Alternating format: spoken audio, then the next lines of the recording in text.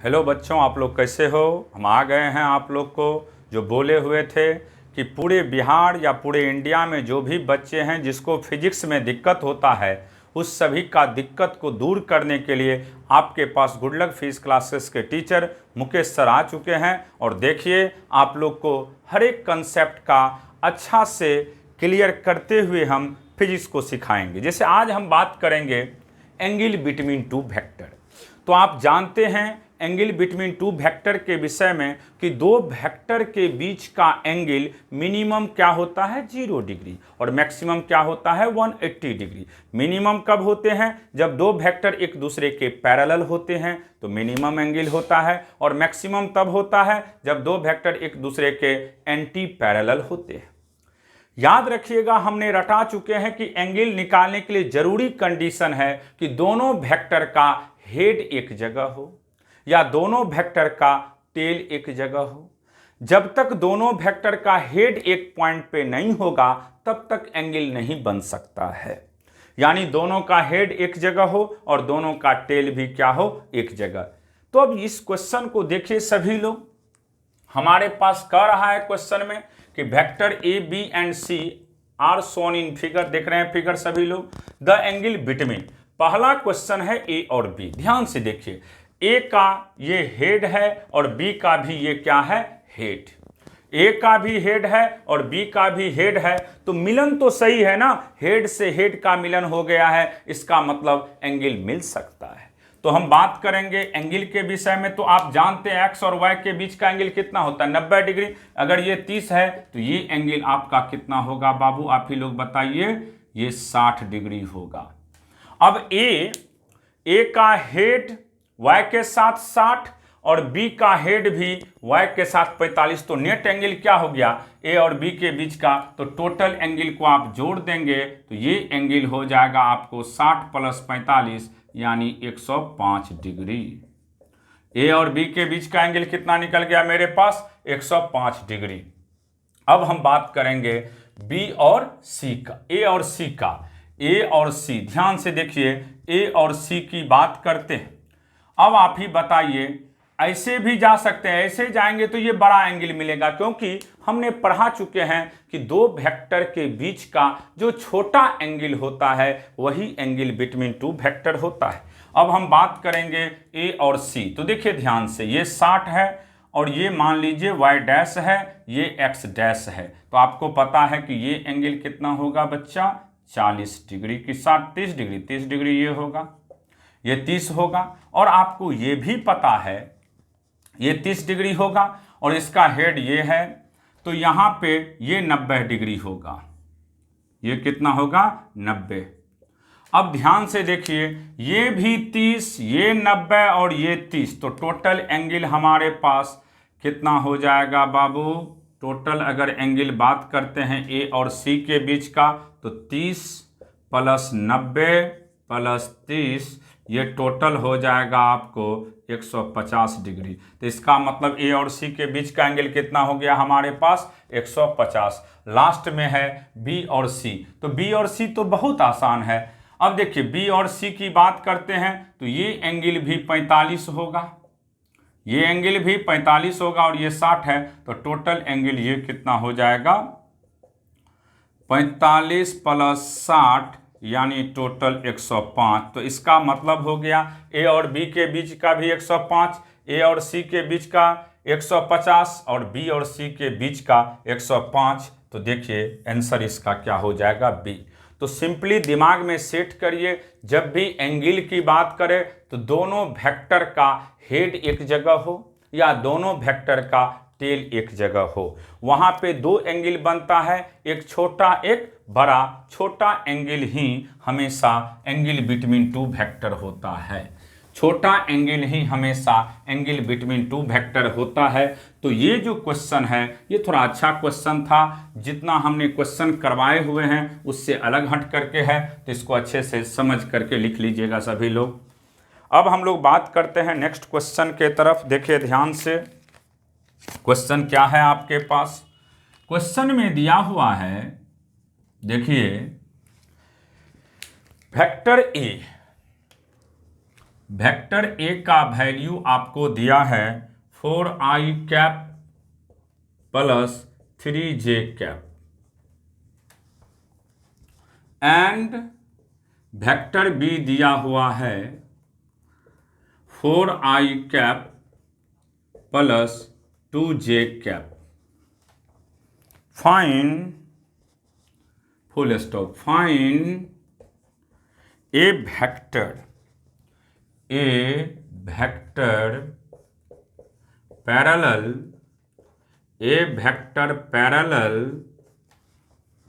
To vector A but has magnitude 5 times that of B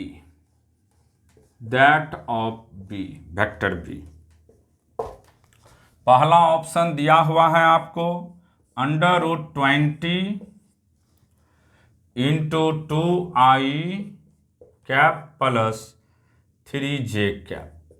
B option √20 उसके बाद 4i cap plus 3j cap. C option √20 2i cap plus j cap. और D option में √10 2i cap plus j cap. अब question को समझना है। Question में लिखा है vector A 4i plus 3j and vector B 4i plus 2j। Find a vector. एक वेक्टर है जो कि पैरेलल है ए का। तो पैरेलल जब भी दो वेक्टर होते हैं तो हमने सिंपली बोले थे कि a बराबर m इंटू बी होना चाहिए। a बराबर m इंटू बी। तो जो रिजल्टेंट वेक्टर मिलेगा वह किसके पैरेलल है? वेक्टर a का, यानी a से तो हमें गुना करना ही पड़ेगा। बट लेकिन हैज मैग्नीट्यूड, इसका जो मैग्नीट्यूड है वह 5 गुना बड़ा है किससे? b से। तो देखिए रिजल्टेंट वेक्टर की बात करते हैं r का, तो 5 टाइम्स बड़ा है मैग्नीट्यूड ऑफ b। तो मैग्नीट्यूड ऑफ b का हम लोग 5 टाइम्स करेंगे। और ध्यान में रखिएगा अब ये क्वेश्चन कर रहा है कि इसका जो डायरेक्शन है यानी जो पैरेलल है वह किस वेक्टर के हैं बाबू?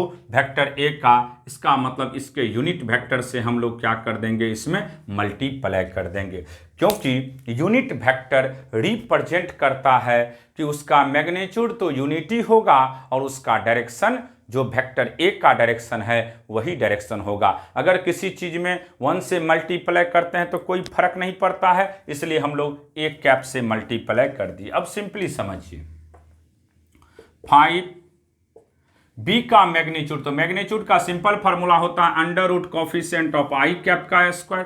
तो कॉफिशिएंट आई कैप का कितना है बाबू? 4 का square plus coefficient of J cap का स्क्वायर तो 2 का स्क्वायर कर दिए। फिर अगर किसी का यूनिट वेक्टर की बात करें तो उस वेक्टर में उसी के मैग्नीट्यूड से क्या करते हैं हम लोग? डिवाइड कर देते हैं। उस वेक्टर में उसी के मैग्नीट्यूड से डिवाइड कर देते हैं। तो यहाँ से ये निकल जाएगा 5 अंडर रूट, ये हो जाएगा आपका 16 4 20। और उसके बाद अगर सिंपली बात किया जाए तो ध्यान से देखिए वेक्टर ए का वैल्यू हो जाएगा 4i प्लस 3j और उसके मैग्नीट्यूड से अगर डिवाइड करते हैं तो under root coefficient of I cap का स्क्वायर यानी 4 का स्क्वायर प्लस 3 का स्क्वायर। तो यहाँ से 5 under root 20 into 4i plus 3j by इसको करिएगा तो 5 आएगा। 5 से 5 कैंसिल, तो इसका वैल्यू क्या हो गया? Under root 20 4i plus 3j। यही इसका आंसर हो गया। तो सिंपल सेट करिए दिमाग में कि अगर कोई कह दे आपसे क्वेश्चन में सिर्फ ये वर्ड बोल दे कि कोई वेक्टर है रिजल्टेंट वेक्टर जो b के मैग्नीट्यूड का 5 गुना हो और वह पैरेलल हो a का, तो जिसके पैरेलल की बात करें, जिसके पैरेलल की बात करें उस यूनिट वेक्टर से आप उसमें क्या कर देंगे, मल्टीपल है। क्लियर हो गया। जैसे कह देगा कि कोई वेक्टर है जो C के पैरेलल है, तो C का पैरेलल जैसे ही कहेगा तो C के यूनिट वेक्टर से आप उसमें क्या कर देंगे, मल्टीपल है। तो जिसके पैरेलल की बात करें, जिसके पैरेलल की बात करें, सिर्फ उसके यूनिट वेक्टर से आप उसमें क्या कर दोगे, मल्टीपल है। क्लियर हो गया। जिसके पैरेलल की बात करें, सिर्फ उसके यूनिट वेक्टर से उसमें आप क्या कर दोगे, मल्टीपल है, और आपको आंसर आ जाएगा। नेक्स्ट देखिए क्वेश्चन, अच्छा से सबको समझना है, बढ़िया से, क्योंकि जब तक आप कोशिश नहीं करेंगे तब तक कामयाबी नहीं मिलती है। कामयाब होने के लिए बहुत मेहनत का जरूरत है। जी तोड़ मेहनत करिए, जीवन में आगे बढ़िए, क्योंकि ज़िंदगी में मेहनत करने वाले ही हमेशा बढ़े हैं। जैसे देखिए नेक्स्ट क्वेश्चन की बात करते हैं। बड़ा अच्छा क्वेश्चन है ये, बहुत ही मज़ेदार क्वेश्चन है, मलाई मार के खाने वाला ये क्वेश्चन है। देखिए क्वेश्चन क्या कह रहा है, ध्यान से समझिएगा। If the resultant of two forces, if the resultant of two forces of magnitude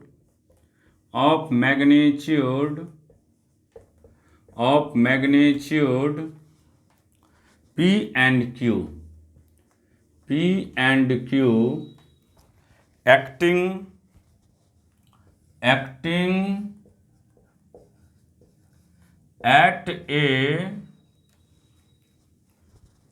at an angle of 60 degree is under root 7q, then P by Q is, P by Q का value क्या होगा। पहला option 1, second में 3/2, C में 2 और D में 4। Question के language को पहले समझिए आप लोग, एक बार पढ़िए क्वेश्चन के लैंग्वेज को। क्वेश्चन में करा इफ द रिजल्टेंट का मतलब R, if the resultant of two forces of magnitude, जिसका मैग्नीट्यूड P और Q दिया हुआ है, acting at an angle of 60, दोनों के बीच का एंगल कितना है, 60, इज √7q, यानी रिजल्टेंट का वैल्यू गिवन है आपके पास √7q। रिजल्टेंट का वैल्यू हमारे पास दे दिया है √7q और थीटा दिया है 60। तो P by Q की बात कर रहा है, तो देखिए रिजल्टेंट का सिंपल फार्मूला होता है अंडर रूट, जो भी दो वेक्टर है, तो P और Q है तो P का स्क्वायर प्लस Q का square plus 2PQ cos theta, तो थीटा के बदले 60 डिग्री। स्क्वायरिंग दोनों तरफ कर दीजिएगा, तो स्क्वायरिंग बोथ साइड करते हैं, तो सबसे पहला काम करिए क्या, रिजल्टेंट का जो वैल्यू दिया है उसको पुट कर दीजिए, तो √7q का होल स्क्वायर बराबर P² plus Q² plus 2PQ cos 60 का वैल्यू 1/2, 2 से 2 कैंसिल, ये 7Q² बराबर P² plus Q² plus PQ। अब एक तरफ करिए सबको, जब एक तरफ हम लोग करते हैं तो यहाँ से इसको लाएंगे इधर, तो 6Q² minus P² minus PQ, यही आएगा आपको। अब देखिए इसके बाद अगर हम लोग चाहें इसको तोड़ने के लिए तो एक स्टेप और कर सकते हैं, यहाँ से आप लोग इसका वैल्यू इधर लाएंगे, एक तरफ लाएंगे तो 0 हो जाएगा इसका वैल्यू। तो अब हम लोग करते क्या हैं, माइनस कॉमन ले ले यहाँ से। अगर माइनस को कॉमन लेते हैं तो P square minus 6q² plus PQ बराबर क्या हो जाएगा, 0। माइनस को 0 से भागा दे देंगे तो कोई फर्क नहीं पड़ेगा, यानी p² minus 6q² plus PQ का वैल्यू आपके पास 0। इसमें डिवाइड कर दीजिए PQ से, तो p²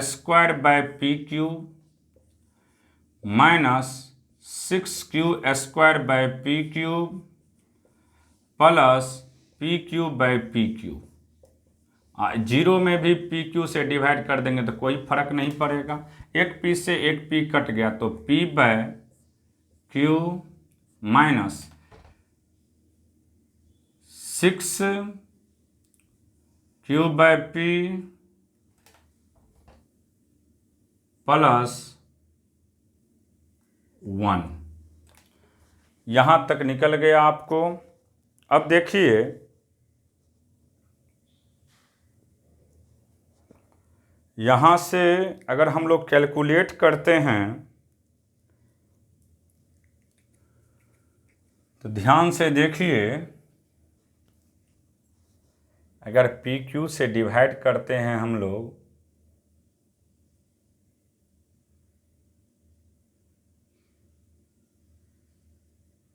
ठीक है यहाँ तक।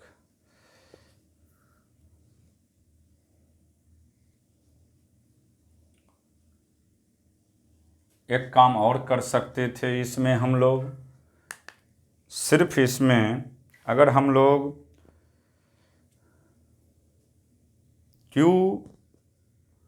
PQ से डिवाइड किए हैं,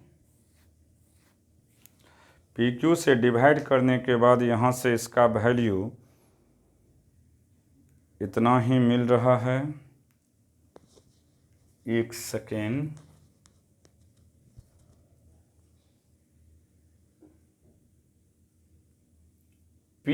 किसका वैल्यू निकालना है, P/Q। P/Q निकालना है, तो अगर इसमें हम लोग ऐसा करते हैं, P/Q निकालना है तो सब में Q² से डिवाइड करिए, डिवाइडिंग बाय Q²। सोचना पड़ेगा थोड़ा सा, तो P²/Q² minus 6q² plus PQ/Q²/0/Q²। तो ये तो 0 हो गया, एक Q से एक Q कट गया, ये कट गया, तो इसको P/Q का होल स्क्वायर माइनस या प्लस P/Q माइनस 6 बराबर 0। मान लेते हैं लेट P/Q बराबर x, P/Q बराबर x मान लिए हैं। थोड़ा तरीका से बनाना पड़ेगा। तो P/Q का वैल्यू अगर हम लोग x माने हैं तो समझिएगा, यहाँ से इसको अब हम लोग लिख सकते हैं x² प्लस x माइनस 6 बराबर 0। तो क्या इसको लिख सकते हैं, x² plus 3x minus 2x minus 6 बराबर 0। इसको दो पार्ट में तोड़ दिए तो x कॉमन ले लीजिए तो x प्लस 3 माइनस 2 कॉमन ले लीजिए तो x प्लस 3 बराबर 0।